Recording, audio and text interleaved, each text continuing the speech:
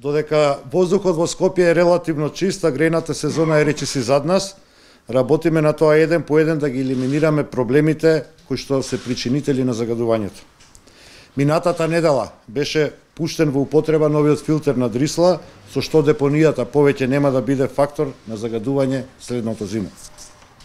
Истовремено, тече и јавниот повик за субвенционирање печки на пелети, преку кој што предвидовме средства за околу 500 нови домакинства идната грејна сезона да се греат на пелети како алтернативен начин на затоплување.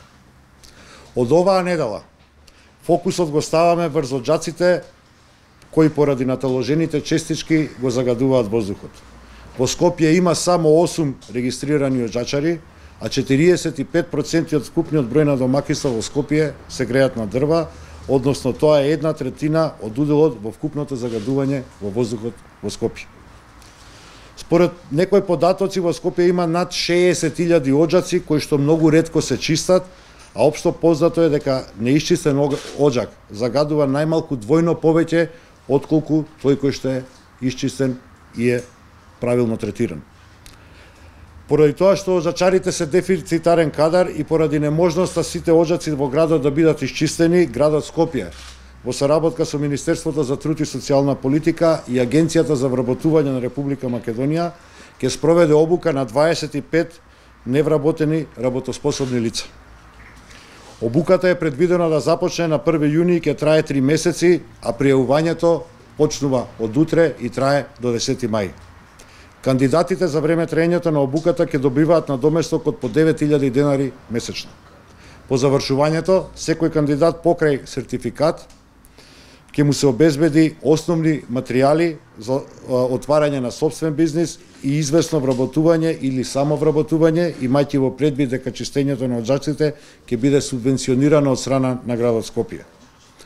За таа цел, оваа година предвидовме 10 милиони денари за субвенции за чистење на оџаците во нашиот град. Овие субвенции ќе се реализираат по успешно спроведената обука на новите 25 оџачари.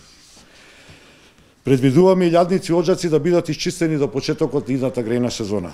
Свесни сме дека со ова не се решава во целост проблемот со загадувањето на Скопје во текот на зимскиот период, но затоа работиме на тоа еден по еден да ги елиминираме причинителите на среден и долг рок. Дозволете ми да искористам и оваа прилика на денешното обраќање на сите работници да им го честитам 1 мај, меѓународниот ден на трудот. Благодарам, повелете прашање. Барање за пристап до информација од јавен карактер, кој практично поминато 1 месец, а од вашите служби нема никаков одговор. Вие се залагавте за транспарентност?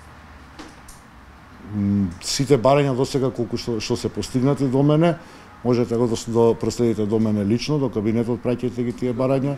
Апсолутно, по однос на кое прашање се извинувам? По однос на вашите трошоци за патување. Значи, фактор? Како? Од фактор бевте или? Макфакс. Одговорено е тоа прашање во целост. Тоа е на 28 минатиот месец. Значи на 28 минатиот месец одговорот вам ви е пратен затоа што знам дека јас го потпишав. Апсолутно, и трошоците се на многу помало ниво отколку што биле, општо ви кажувам сега, ќе ги добиете поединечно така како што би се прашањата, мислам во 5 прашања беше, знам затоа што го потпишав известувањето. Се во многу помален обем од тоа што било претходно како практика на град Скопје. Градот Скопје на трошоците за патувања на администрацијата, потенцирам на администрацијата, предвидува исто толку средства колку што биле предвидувани десетици години наназад.